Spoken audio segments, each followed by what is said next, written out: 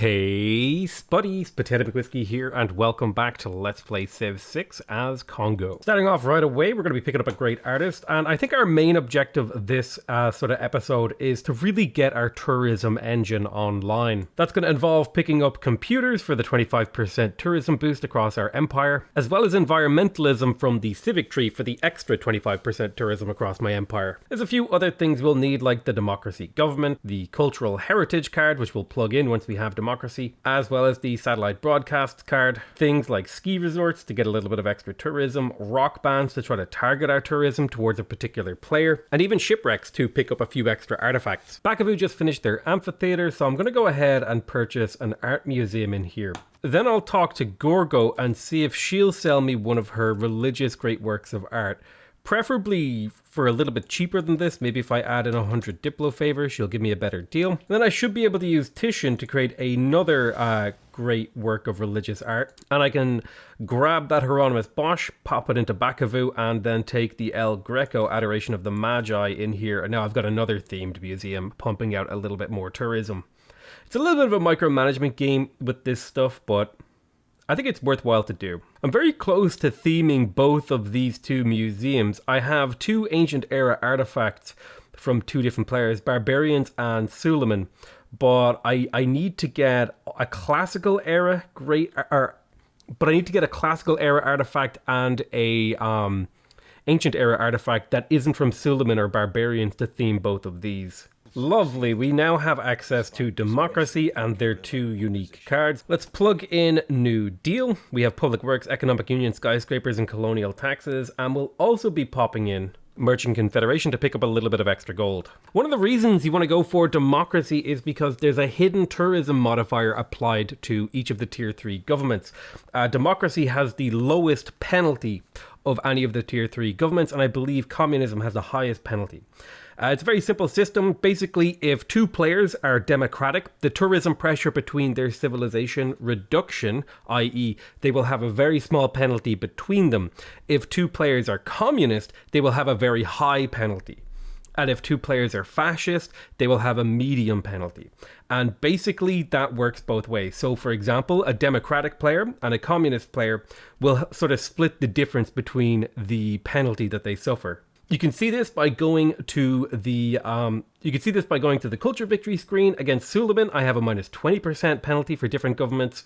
If I go look at him, he's still using the oligarchy government, and so that 20% I believe is coming from my democracy government. Simon Bolivar, on the other hand, we have a minus 40% penalty for different governments.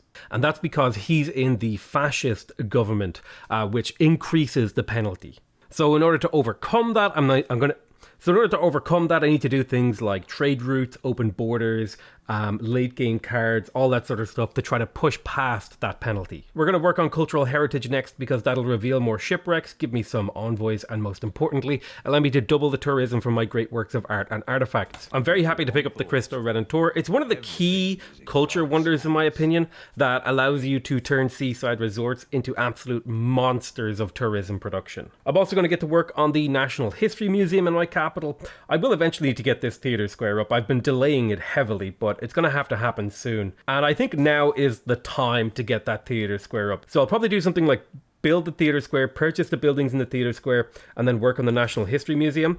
And that's because I have Pingala established in my capital with the curator promotion, which gives me 100% tourism from great works in this city. So I would like to try to get as many great work slots. Into my capital as possible. And naturally, the theatre square gives you a ton of great work slots, as does the National History Museum. The Ottoman Empire is about to finish getting Erwin Schrödinger, so I need to be ready for when the next great scientist appears, because Mary Leakey could be next, and I'm really hoping that Ethiopia doesn't take it. I am still pumping out as many great scientist points as I can, but it's a really competitive race. Looks like the production from the Ruhr Valley was in fact salvaged and sent to the Eiffel Tower, so we'll get that in just 8 turns. I've also got access to broadcast centers, and I have a couple of musicians just sitting around, so this is going to be an important part of finalizing my tourism output in my empire. Oh man, am I lucky. I just barely snuck in to be able to get Mary Leakey here. I'm actually really lucky Ethiopia is before the Ottomans in the turn order, otherwise they would have had a chance to snipe Mary Leakey from me.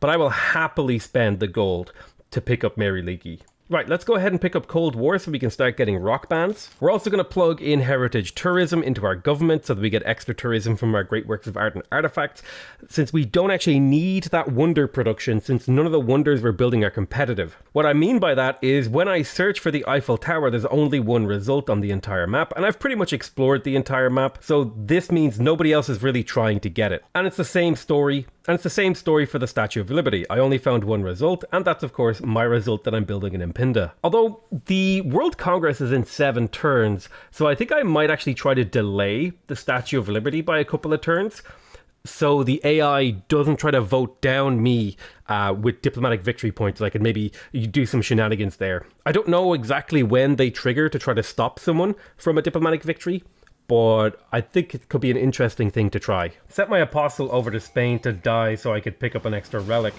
And we got the silk text, which makes me very happy. I want to put how good Mary Leakey is in perspective. If we look at Mbanza Mbata, it's producing 27 tourism per turn from a fully themed museum. If I break that theming, it's making 18. But you have to remember I have a 100% tourism card plugged in. When I use Mary Leakey on this theatre square, not only do I get a massive boost to my science, instantly unlocking a technology, if we go back in here, we can now see that we're generating 45 tourism per turn per fully themed museum. If I break the theming again, we're making 36. And it just really goes to show how powerful Mary Leakey is. Her effect size is way bigger than theming, way bigger than the 100% production card. In fact, it's probably on par with it. That's why she's so important for any sort of archaeological based tourism play. Pop down another national park here, netting me an extra 3 era score. And I want to take a moment to kind of explain how national parks work. First of all, you have to place them on a set of 4 tiles that are a vertical diamond in the 1, 2, 3, 4 kind of a shape. Each of the tiles has to have at least, I believe, 3 appeal, or maybe it's 2, I can't remember. All of the tiles have to be owned by the same city, which you can see here, the city owns all of these tiles. How they produce tourism is fairly simple. You basically add up the appeal of all the tiles, and that's how much tourism you get. You can see here, the city is producing 4 appeal, then 2 here, so that's 6, then 4 here, so that's 10, and then another 3 on this tile, so that adds up to the 13 tourism per turn. Once we get the Eiffel Tower, that's going to add another +2 appeal per tile, because the Eiffel Tower adds +2 appeal to every tile inside your empire. So that'll bring this national park up to 21 tourism per turn, which is kind of on par with a reasonably good theatre square. Then that 13 tourism per turn will get multiplied by 150% once we have the computers technology and the environmental civic, bringing it up to 31 tourism per turn. And once we have all of our super late game bonuses towards individual tourism pressure, that 31 tourism per turn could be getting doubled again to be generating 60 tourism pressure against every single civilization in the game. So a baseline 30 tourism could produce 60 tourism per player multiplied by 7, which is like 420 effective tourism pressure per turn, and I believe you need like about 1200 to 1600 tourism to steal a tourist. So effectively, a single national park is worth about a third of a tourist per turn in the extreme late game. That's why I love national parks for tourism victories. They are so good. I really should do a better video explaining the maths of national parks and why and how you use them. But trust me, they are super amazing for tourism. I've got access to seaports, which could be useful to pick up an extra little bit of gold. I am, however, about to pick up computers, which means I no longer need the card that gives me science from my Renaissance walls or seaports anymore, since pretty much the rest of the tech tree is irrelevant for me. Anyway, let's plug in a broadcast center in here because I want that extra great work slot and culture. Computers is unlocked, netting us 25% extra tourism across our entire empire. Combined with Mary Leakey has shot our tourism up over about 3 turns to 700 tourism per turn, which is starting to be pretty ridiculous. The game is currently predicting that I'll win in 47 turns. I think it'll be a lot faster than that. Finally unlocked rock bands, and we're going to immediately start churning faith into tourism pressure against Gran Colombia because they're my #1 enemy. I'm going to plug logistics in over military research because I no longer need the science from it, and the +1 movement will be really helpful when I start building my seaside resorts. Very happy to win the World's Fair as well, getting me +1 diplomatic victory point. I'm a little bit worried about the next session, though. I'm currently sitting on 14 diplomatic victory points. If I could convince all of the other AIs to maybe not vote me down, I think I could actually win in the next 3 turns once I finish the Statue of Liberty. Let's get to work on environmentalism for that plus 25% tourism. I still feel like scientific city-states are a good bet on this one, owing to the fact that 3 of the city-states in the game are scientific, so players are more likely to be trading with them. So I'll plug a vote in there. I also think Gran Colombia is the most hated civ in the game, so I think players might vote one of these at them. The big worry here is the chosen player gaining diplomatic victory points. If I mispredict this, I pretty much can't get a diplomatic victory this game. I'm gonna vote 11 times for myself and hope that it passes. I don't know if it will, but at least I'll get to keep all this diplomatic favor if it doesn't. Looks like they voted me down, which isn't the end of the world. Because our main goal is to get a tourism victory. I just thought it would be hilarious if I accidentally won a diplomatic one. I did, however, predict these other 2 votes perfectly, which means I technically don't lose any diplomatic victory points, so really, it's still kind of up in the air. Eiffel Tower is completed. This is going to get me so much tourism over the next few turns. In fact, I'm practically at the 800 mark, but I really need to go through and start getting some more builders. It's time to massively retrofit a lot of my tiles towards seaside resorts. Statue of Liberty is going to pop me up onto 18 diplomatic victory points. And it also looks pretty sweet hanging out over here by Mpinda. Man, how funny would it be if I actually won a diplomatic victory while I'm trying to win a tourism victory? I mean, there is an aid request ongoing for the Ottomans, and I'm the only other person in it. Let's just give the Ottomans 500 gold and see where it takes us. I'm very happy to be popping down my very first seaside resort. This one has +6 appeal. Now that means that 6 tourism is getting doubled by the Cristo Redentor up to 12, and then getting multiplied by 0.125 thanks to computers, which brings it to 15 tourism. I'm getting 15 tourism from this one tile improvement. I'm getting 26 tourism from this national park. Seaside resorts with Cristo Redentor and Eiffel Tower are insane. Oh my god, I'm getting 17 tourism from this. This is better than some national parks.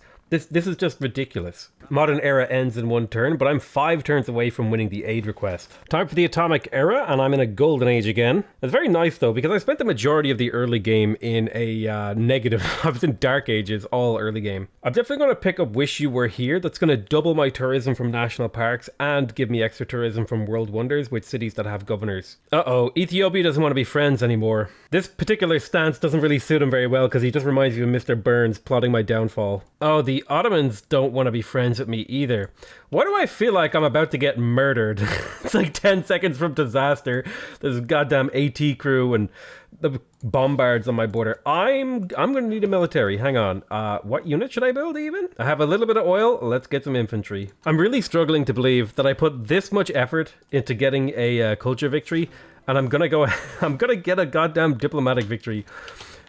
It's not like I'm far off from a culture victory either.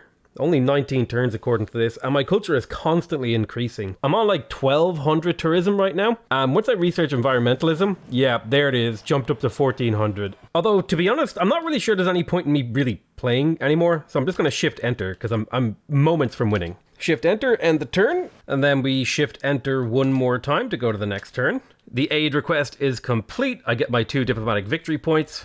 Wait a minute. Why am I on 18 out of 20? Oh, do I have to wait until next turn? Oh, I think I have to wait till next turn. Right, shift enter one more time. And there it is. 2 hands.